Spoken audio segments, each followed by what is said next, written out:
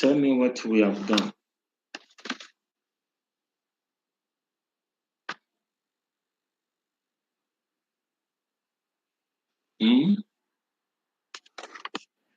So, Doc, please, so far we've done gout, we've looked at the factor precipitate gout,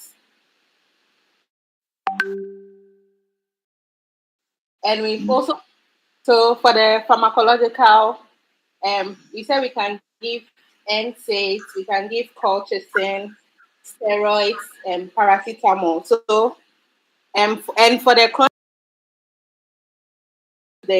uricostic and the uricosuric agent. So for last week, we did the uricostic agent where we looked at allopurinol and febuxostat. And we also looked at cases where we can give either the allopurinol or the febuxostat. Then we ended there. So today we are supposed to start with uricosuric agents. So tell me cases where we can consider A or B.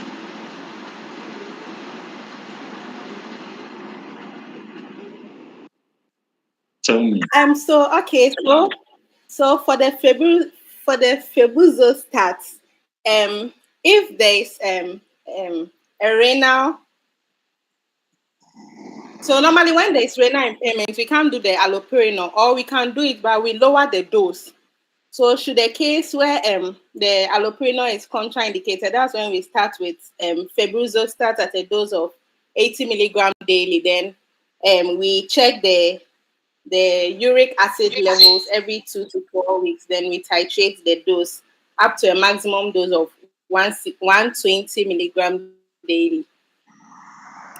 So the starting dose will be what? 80 milligram. 80 milligram. Okay, so for uricosuric, so please, I told you to find out some of the side effects of allopurinol in febuxostat. Can you tell me one or two?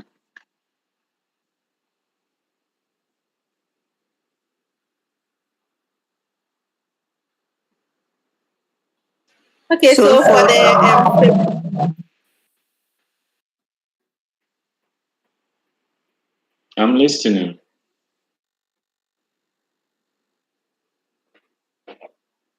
For the allopurinol, it can worsen renal failure. It can cause hepatotoxicity. Can also cause a rash, and then what else can I read? Vasculitis. Yes.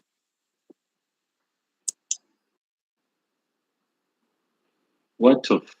Let me ask you this: can we give febuxostat to patients who comes with cardiovascular conditions like heart failure, ischemic heart disease? Can we do that? No, please. It is contraindicated. It's contraindicated. Why is it contraindicated? It has cardiovascular side effects. So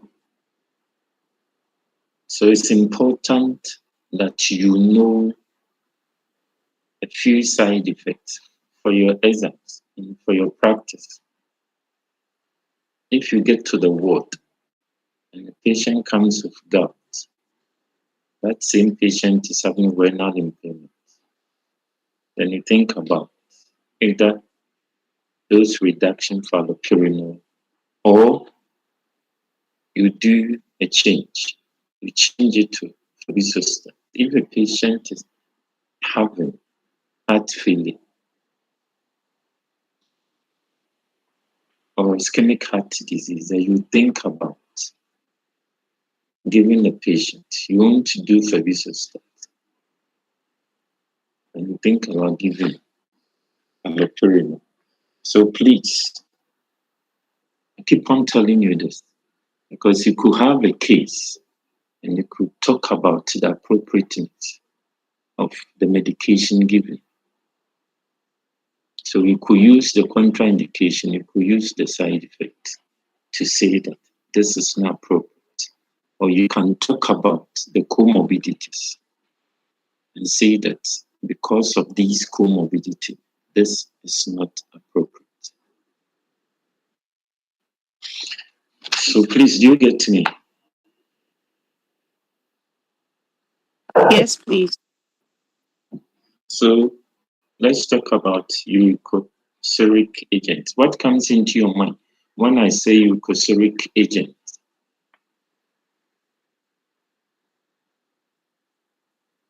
What comes into your mind when you talk about uricosuric agent?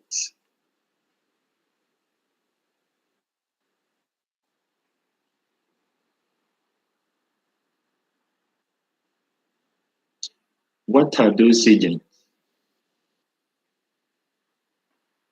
Uricosuric agents, what are they? And if you say uricosuric agent, what does it mean?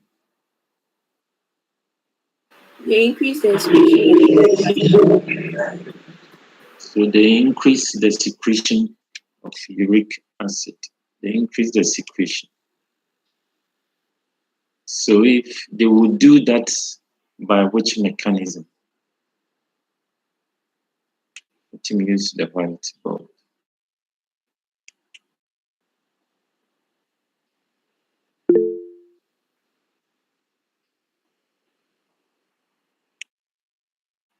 I'm using the whiteboard.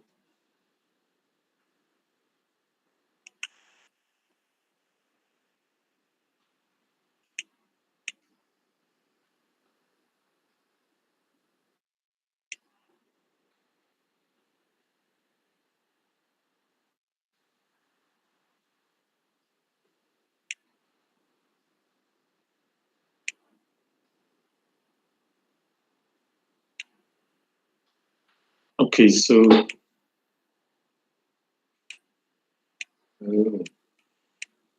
we are talking about uricosuric agents. So what are some of the examples of uricosuric agent? What are examples of uricosuric agent? Probenecid. Probenecid. So the commonest is what? Probenecid.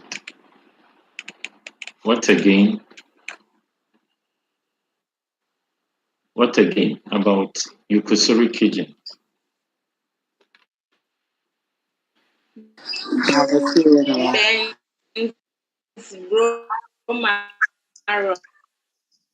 So we have Benz what? Benzbromaron. The last one is what? Allopurinol. The last one is sulfentrazone.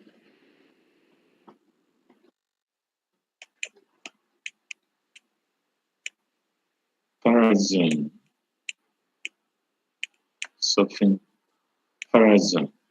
So these are some of the examples of uricosuric agents. What they does is that they will increase uric acid secretion. What it does is that they increase uric acid secretion by inhibiting post-secretory tubular absorption. Post-secretory tubular absorption, they will inhibit. So, and the proximal convoluted tubule, there's reabsorption of uric acid back into the system. So what that does is that they would inhibit post-secretory tubular absorption of uric acid. So they will prevent reabsorption, the way they will prevent the reabsorption of uric acid into the system. So this is done by the kidney. Proximal convoluted tube would reabsorb uric acid. And these medication would inhibit the reabsorption And at the end of the day, there will be excretion of uric acid done by what? Done by the kidney.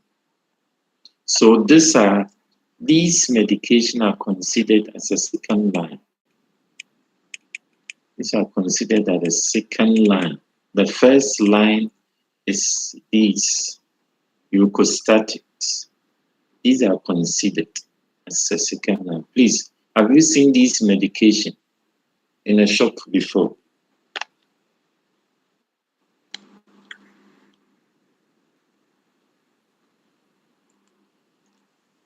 Have you seen one before?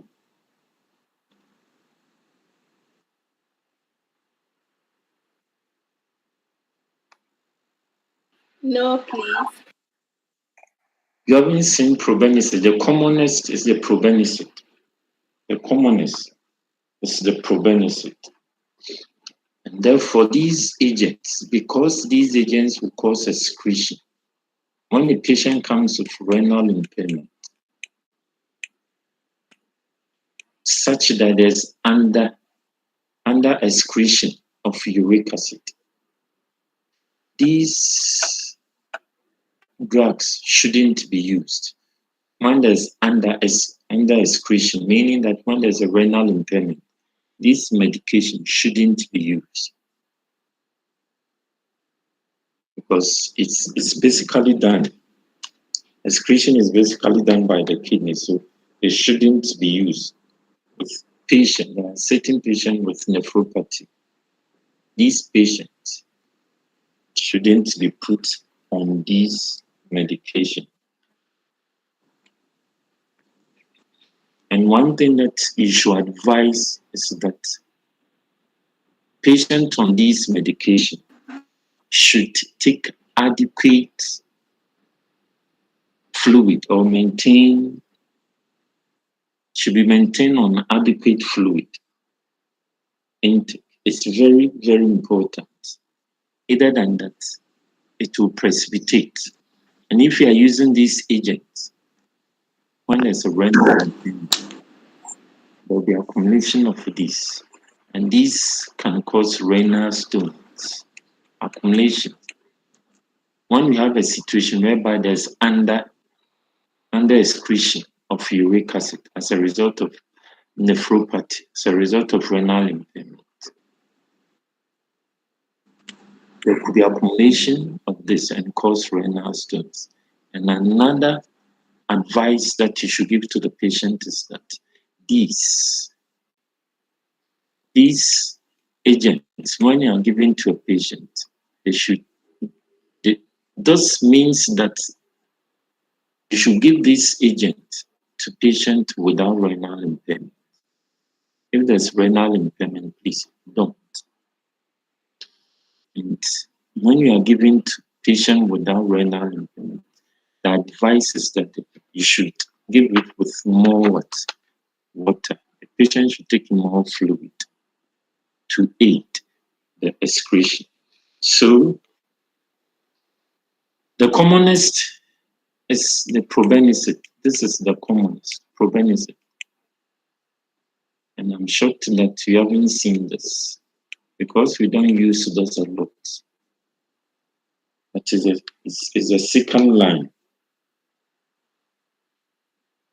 So this is a second line and it's very effective, very, very effective. It shouldn't be recommended as the first line. When a patient comes with gout, it shouldn't be recommended. So what we do is that we can do add-on. We can do allopurinol plus this. We do it as add-on. It shouldn't be used alone. And it's being considered. If it is uricostatics, then you can